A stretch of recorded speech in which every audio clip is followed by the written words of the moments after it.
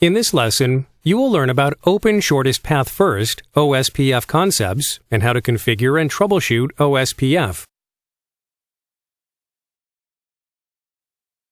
After completing this lesson, you should be able to achieve the objective shown on this slide. By demonstrating competence in understanding Ospf, you will be able to understand, configure, and troubleshoot Ospf. In this section, you will review Ospf. In a link state protocol like Ospf, every router has a complete view of the network topology. Advantages of Ospf include scalability and fast convergence.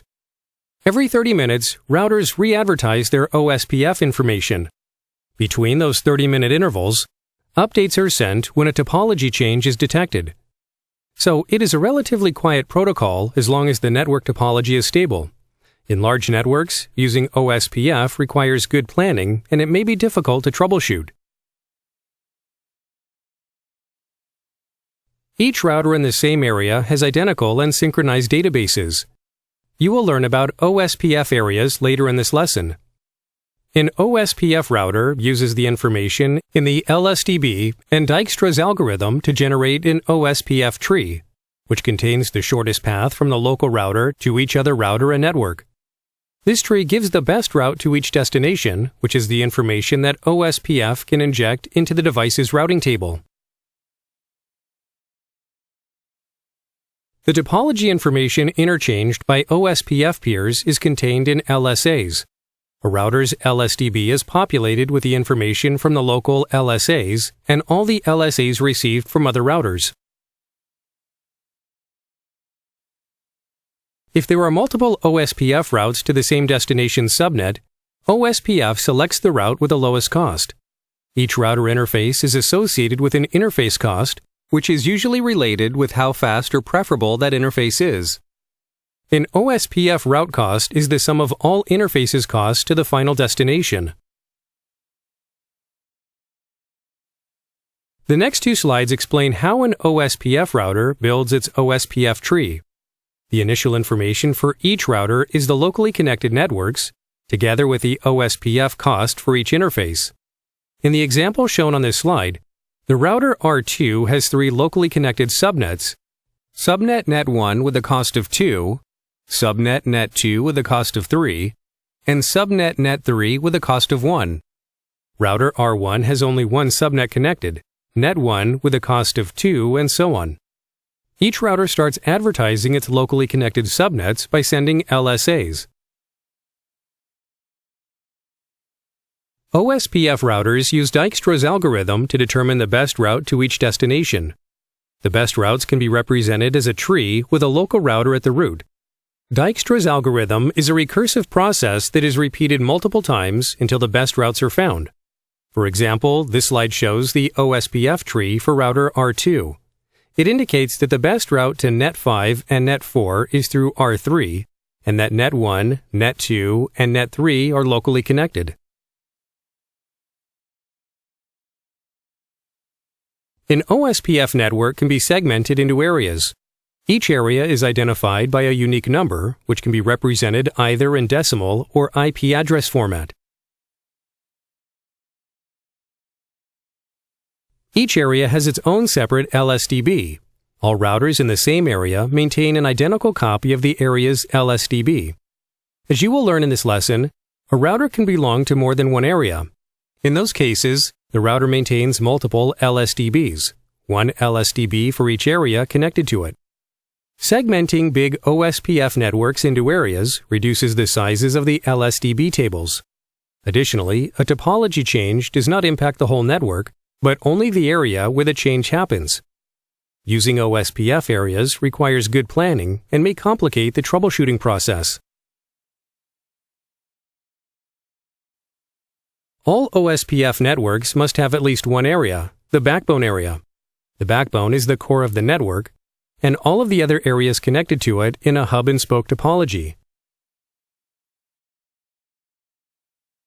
An internal Ospf router has all its interfaces connected to the same area, so it maintains only one LSDB. On the other hand, an ABR is connected to multiple areas, so it keeps multiple LSDBs. A backbone router has at least one interface connected to the backbone area. An ASBR redistributes non-OSPF routes into the OSPF network. This slide shows an example of each router type. There are three types of OSPF networks. 1. Point-to-point networks contain only two peers, one at each end of a point-to-point link. 2. Broadcast networks support more than two attached routers. It also supports sending messages to multiple recipients, broadcasting. 3. Point-to-multipoint networks support more than two attached routers, but it does not support broadcasting. An OSPF session between two OSPF peers is called an adjacency. This slide shows the initial interchange between two peers that are forming an adjacency. Any new adjacency goes through different states: init, two-way, xstart, exchange, loading, and full. The full state indicates that the adjacency has successfully formed and both routers have identical copies of the LSDB. This slide lists the requirements for two peers to form an OSPF adjacency. If any of the requirements are not met, the adjacency fails and will not reach the full state. In any multi-access network, there is one DR and one BDR. The router with the highest priority is elected as the DR. If two or more routers are tied with the highest priority, the router with the highest OSPF ID is elected. The BDR monitors the DR status.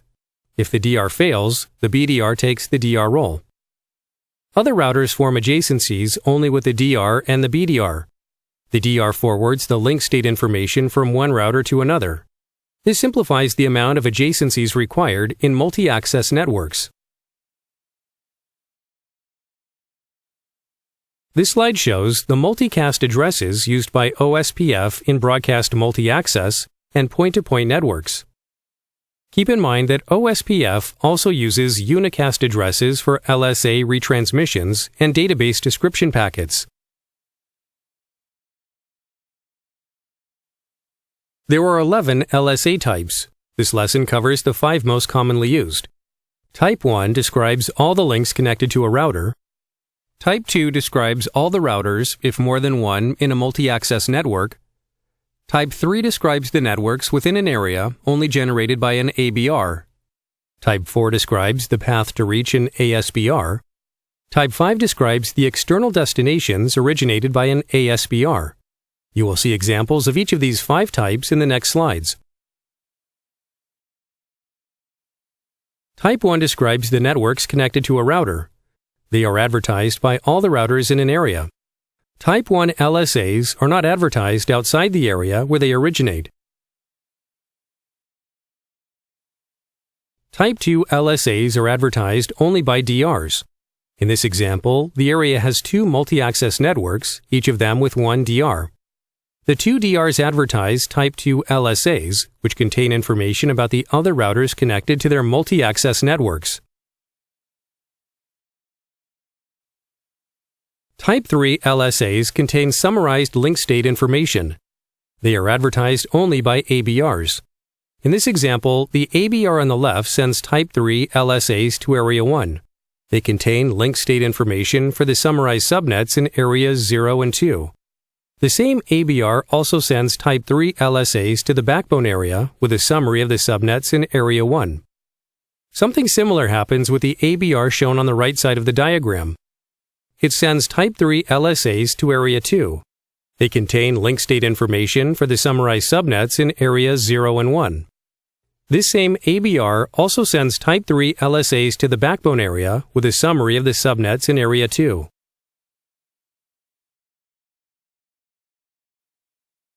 An ASBR advertises itself by sending Type 1 LSAs. These LSAs have the EBIT on in the OSPF header. Like any other Type 1, the LSAs with the EBIT are confined to the area where they originate. However, ABRs in the same area send a Type 4 LSA to the other areas with information about how to reach the ASBR. In this example, an ASBR that is redistributing RIP routes into OSPF announces itself by sending Type 1 LSAs to the backbone area. The ABR receives that LSA and sends a Type 4 LSA to the Area 1. The last type of LSA covered in this lesson is Type 5. Type 5 LSAs are sent only by the ASBRs and are not confined to one area. They reach all the standard areas. They contain link state information for routes redistributed to OSPF, also called external routes.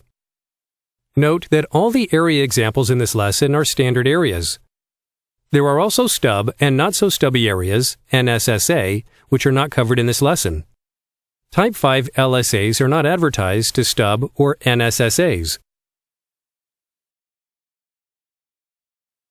Each external route is assigned a metric. There are two types of external route metrics.